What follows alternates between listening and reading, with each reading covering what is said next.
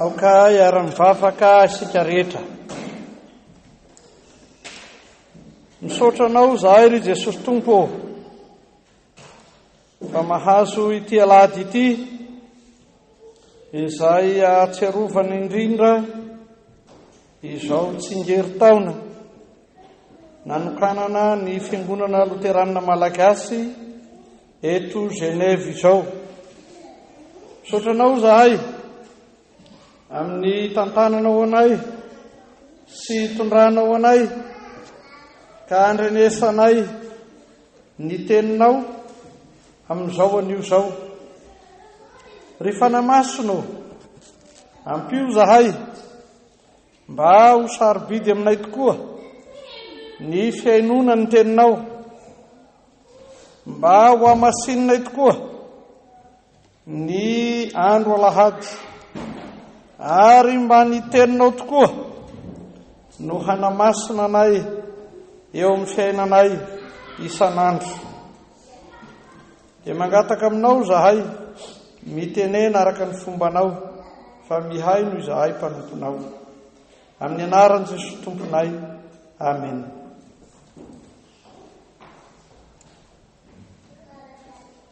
Fifaliana lehibe ry havana no azahoana mamangy ny fiangonana loterana malagasy eto Geneve.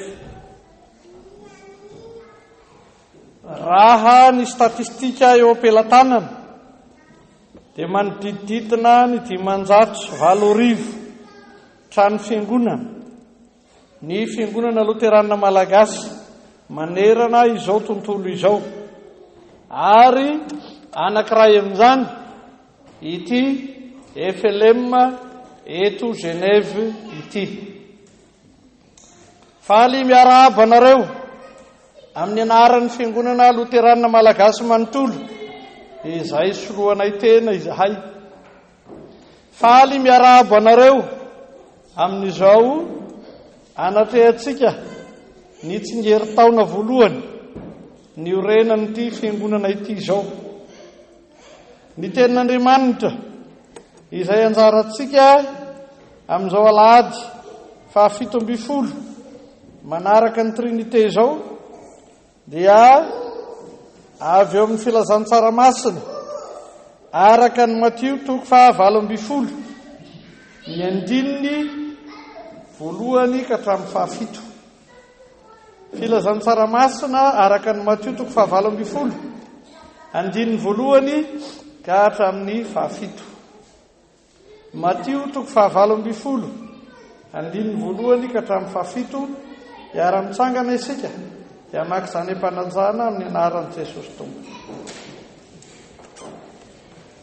Tamin'izany ora izany dia nakeo amin'i Jesosy ny mpianatra ka nanao hoe, iza moa ny lehibe indrindra ao amin'ny fanjakany lanitra?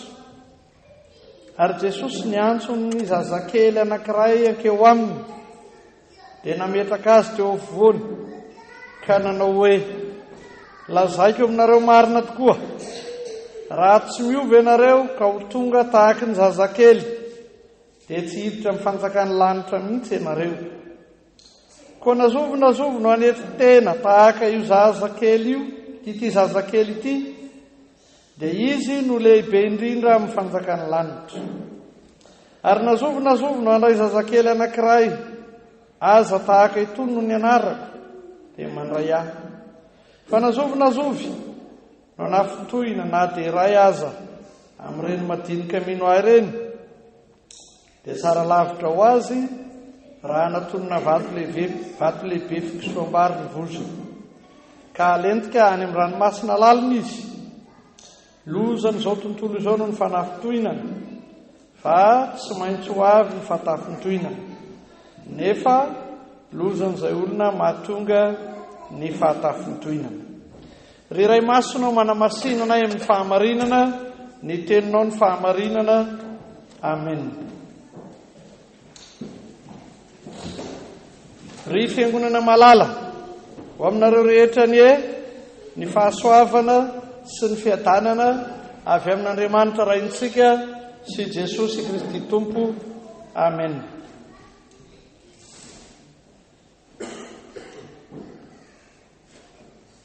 Rehefa mamaky ity Matio toko 9 ity sika dia mahita fa milaza ny amin'ny toetoetry ny fiangonana, ny fiainan'ny fiangonana izany. Ny toko 9, indrindra ny 9 ka hatramin'ny 10 no milaza ny amin'ny nanorenon'i Jesosy ny fiangonana. Ary amin'ny nanorenon'i Jesosy ny fiangonana dia ny fanekemponoan'i Petera no natao ho fototra lehibe amin'izany, ka ho indrindra Jesosy ambonin'ity vatolapy ity no ahoriko ny fiangonako, ary na ny vavahadin'ny fiainantsika aza tsy haharesy azy. Fa na dia niteny tahaka izany tamin'ny mpianatra Jesosy, dia ny mpianatra no mifampiresaka amin'i Jesosy eto ary mametraka ny fanontaniana hoe iza ny lehibe indrindra ao amin'ny fanjakany lanitra. Toa milaza hoe iza ny lehibe ao amin'ny fiangonana. Ary raha izany ny fanontaniana izany no apetraka dia hita sy miharihary fa fanontaniana nanahirana ny mpanota maro, ary mbola manahirana ny mpanota maro. Eny, mbola anahirana ny mpanota maro.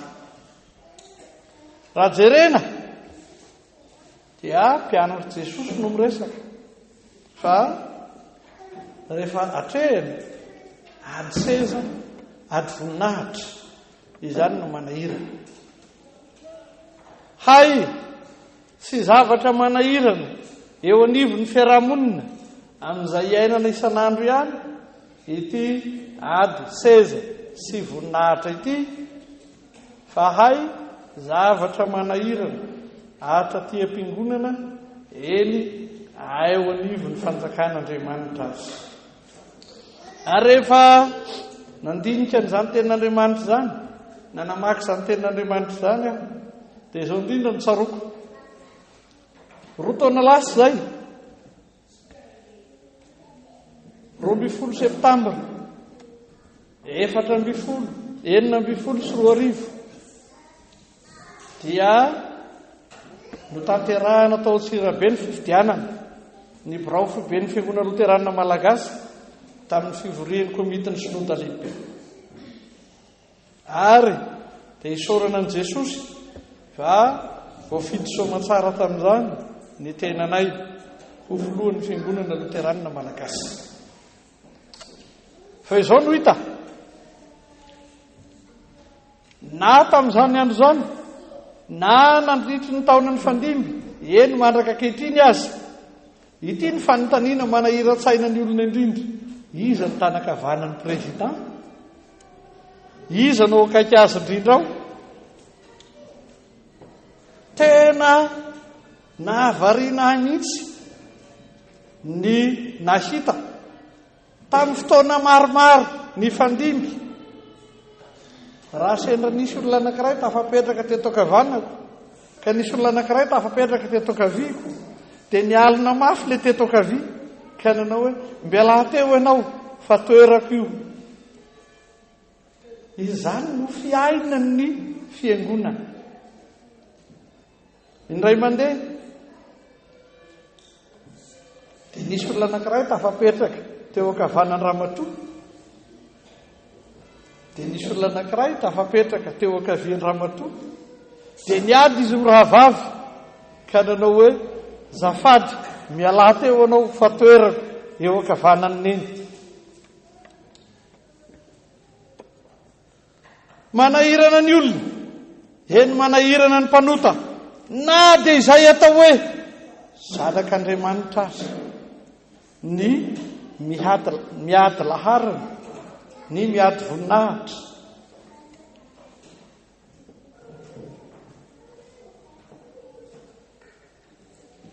Tsy azo lavina, tena tsy azo lavina, fa afampanantenana lazain'ny tenin'Andriamanitra no hoe zay mandray anareo dia mandray ahy, ary zay mandray ahy dia hitoeran'ny fiadanana. Ka tena tsy diso raha miady varotra samy hampiatrany ny filohan'ny fiangonana loterana malagasy ny olona. Tena misy fitahiny zany, tsy azo lavina. Fa isorako an'Andriamanitra aloha, mbola tsy reko ianareo niady, ka nanao hoe dia lasa any aminareo izy fa tsy nakaty aminay. Soa ihany fa tsara ny fandamina. Fa eo anatrehan'izao tenin'Andriamanitra izao dia manitsy mivantana Jesosy amin'izany fiainan'ny mpanota, miady voninahitra, miady toerana zany, miady ny hoe iza ny lehibe. Ka hoy Jesosy, raha tsy miova ianareo ka ho tonga tahaka ny zazakely dia tsy hiditra amin'ny fanjakan'ny lanitra mihitsy ianareo. Manaitra be izany valitenin'i Jesosy zany. Ny mpianatra tsy manontany hoe ahoana no atafidirana amin'ny fanjakan'Andriamanitra, satria mpianatra Jesosy izy ireo. Fa iza ny lehibe ao amin'izany fanjakana izany?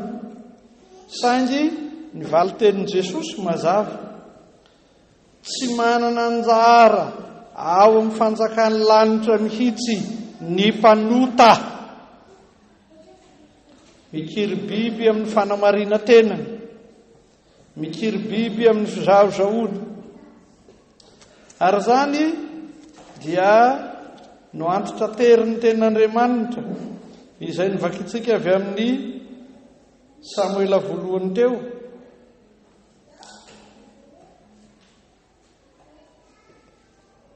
Mikarama mofo ny voky ary mianina kosa ny nono, ny momba miteraka fito ary miamalemy kosa ny maro anaka.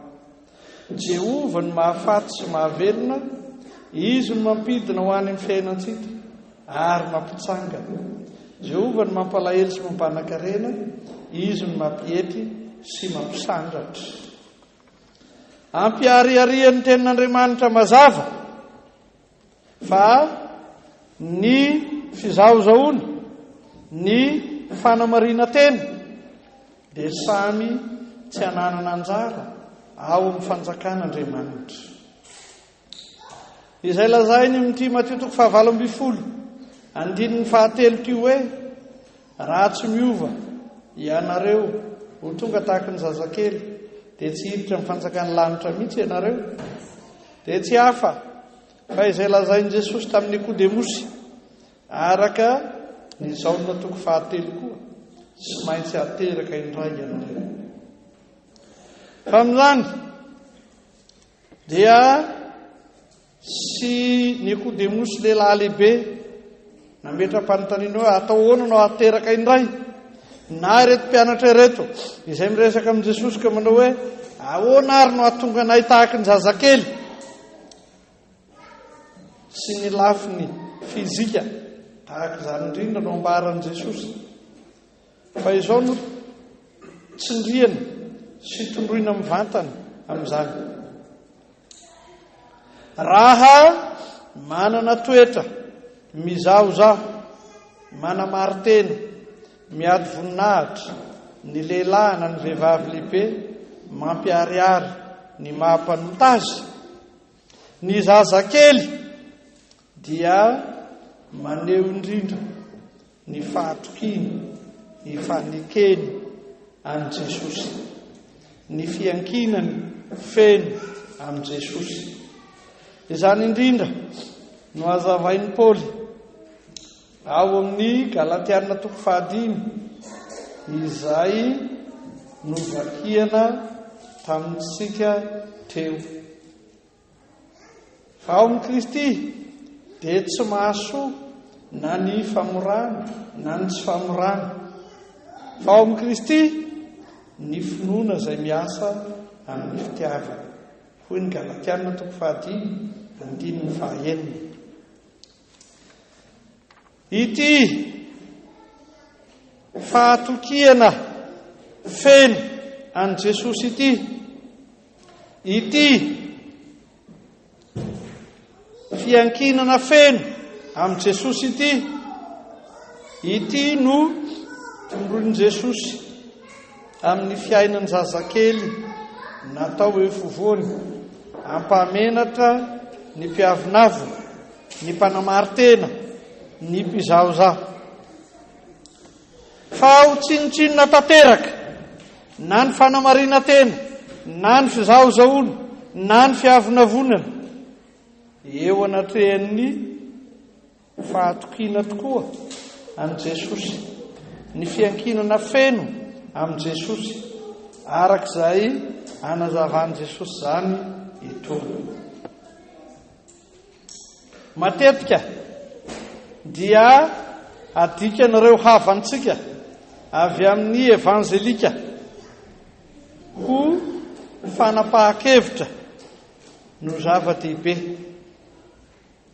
Ka na izay lazain'i Jesosy ao amin'ny Jaona 4 ny amin'ny fahaterahana indray, na izay lazain'i Jesosy amin'ity 9 amin'ny 7 ao amin'ny Matio ity, dia tsy manondro velively izay adikany havantsika avy amin'ny evanjelika hoe fiovampo, fanapahan-kevitra, fahaterahana indray.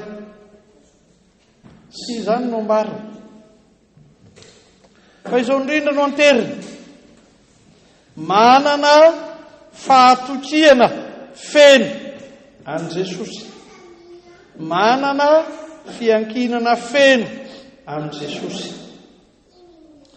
Ary raha tondroina mazava sy mivantana izany dia ny teny izay lazain'i Jesosy miasa ao amin'ny fiainantsika, sy ny asa izay ataon'i Jesosy tanterahana ao amin'ny fiainantsika, na amin'ny alalan'ny batisa.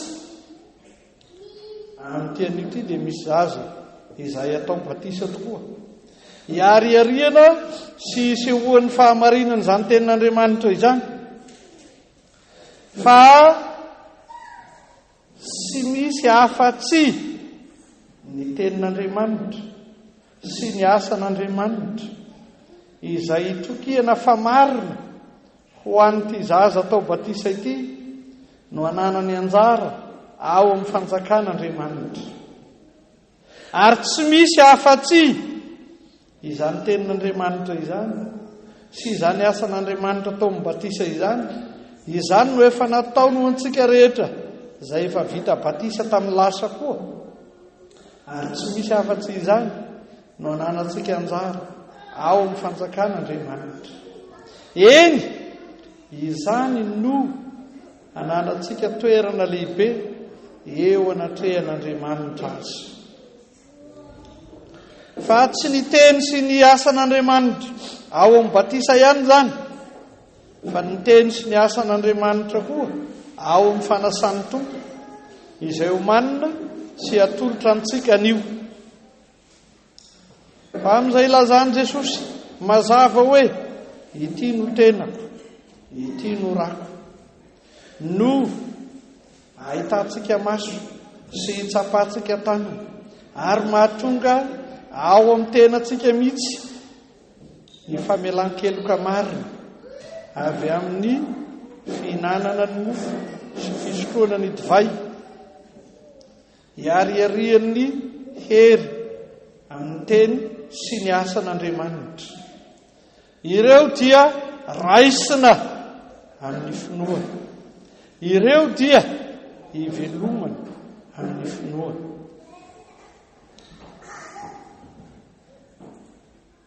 fa ny fahavelomana amin'izany fahatokiana ny teny sy ny asan'i Jesosy, na izay nataony tamin'ny batisa na izay ataony amintsika amin'ny alalan'ity sakramenta ny fanasan'ny tompo ity, sakafo masina izay iombonantsika an'io ity, dia hiariariana sisehoan'ny anjara-toerana lehibe omanin'i Jesosy ho antsika ao amin'ny fanjakany an-danitra. Fa ny marina koa dia izao, misy izay tafin'ny tohina amin'izany teny sy asan'i Jesosy izany. Manazava izany ny Jaona 9:1. Ka nahatonga an'i Jesosy nanontany ny mpianatra hoe, ianareo koa va mba te hiala? Fa tafin'ny tohinana no andraisan'ny olona ny fahamarinana izay atolotr'Andriamanitra azy. Ka lazain'izao tenin'Andriamanitra izao ho toetra sy fiainan'ny fiangonana tokoa ny hiariariana sy sehoan'ny ota koa amin'izany fahatafin'ny tohinana izany, fa tsy hoe hiariariana sy sehoan'ny ota amin'ny fanamarina teny sy ny fizahozahoana mba amin'ny fiavina vonana ihany, fa hiariariana sy sehoan'ny ota koa amin'izay hisian'ny fahatafin'ny tohinana. Toetra hita eo amin'ny fiainan'ny fiangonana koa izany. Eo ny fahatafi-tohinana izay tsy mino raha teo ny amin'ny teny sy ny asan'i Jesosy ao amin'ny fanasan'ny tompo, fa eo ny fahatafin'ny tohinana ao amin'ny fiangonana koa amin'izay teny sy fihetsika atao amin'ny fiarahamonina eo anivon'ny fiangonana. Fa amin'ireny rehetrareny dia lazai ny tenin'Andriamanitra, lozan'izao tontolo izao no ny fahatafi-tohinana, fa tsy maintsy ho avy ny fahatafi-tohinana, nefa lozan'izay mahatonga ny fahatafin'ny tohinana. Tsy izay hitoerantsika amin'ny ota, hikolokoloana izany fifanafin'ny tohinana eo anivon'ny fiangonana izany no kenireny ny tenin'Andriamanitra, fa izay ahatonga antsika rehetra tsy ho tafiditra amin'izany fahatafin'ny tohinana izany indrindra. Voalohany, ny ahatonga antsika tsy hanota ka ho tafin'ny tohina amin'ny zavatra tsy misy tika. Faharoa, ny ahatonga antsika tsy hanota ka hanafin'ny tohina ny namantsika eto amin'ny fiangonana. Fa izao indrindra no ambaran'ny tenin'Andriamanitra amin'izany, amin'izay ivelomantsika amin'ny fahatokinan'i Jesosy, amin'ny fiankinana amin'i Jesosy, amin'ny fahatsoram-pontsika miaina miaraka amin'i Jesosy, no hikolokolohan'ny fanahy masina antsika. Voalohany, sy ho latsaka amin'ny ota ka ho tafin'ny tohina. Faharoa, tsy handatsaka ny hafa amin'ny ota ka hanafin'ny tohina azy. Ary izany indrindra no ambaran'ity Matio 7:20 ity, fa raha toizantsika tonga amin'ny 9:20 ka hatramin'ny 20 ny famakena izao tenin'Andriamanitra izao, dia fitarihana ny fiangonana hiaina ny fifamelan-keloka marina, vokatry ny famelan-keloka izay noraisina tao amin'ny batisa, vokatry ny famelan-keloka izay atolotra amin'ny fanasan'ny tompo, dia hiaina ny fiangonana ny fifamelan-keloka marina. Tsy fiaina ny fiangonana ny fifanafin'ny tohina, fa toetra amampiaina ny fiangonana ny mandray famelan-keloka marina sy manolotra famelan-keloka marina ka miaina ny fifamelan-keloka marina. Io ny fiainana ny fanjakan'Andriamanitra ety an-tany. Io no fiainana ny fiainan'ny fiangonana marina. Imbetsaka dia mametra-panontaniana sy manao fampieritetana lalina.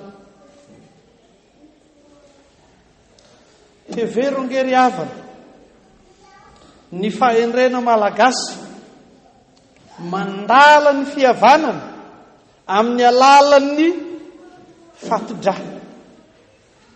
Fa na dia samy rano mpanota azy, ary ny lalàny siansa ankehitriny tsy azo atao ny misotro ny ranony olona tsy vita analizy. Sanatria ny seringy ny fandipatra ihany azy mampidi-doza, fa ny malagasy dia ny fampitsetsotra rano. Hitandrovany ny fihavanana, sisiny ny fatafintoinana, ary sisiny izay mitondra makany ny fanameloana. Fa ahoana hoy ianao? Samy kristiana, samy luterana, samy mpandray ny fanasany tompo, ary dia miaraka manodidina eto amin'ity altaramasina ity. Rehefa samy avy mandreny tenin'Andriamanitra, dia miaraka mihinana mofo iray, misotro divay iray, miaraka mihinana amin'ny tenan' Jesosy, miaraka misotro amin'ny ranon Jesosy. Kanso, rehefa mivoaka ny varavaram-piangonana dia miady, mamenatra, mampalahelo, ny mahita na mahalala izany ao amin'ny fiainan'ny kristianina maro.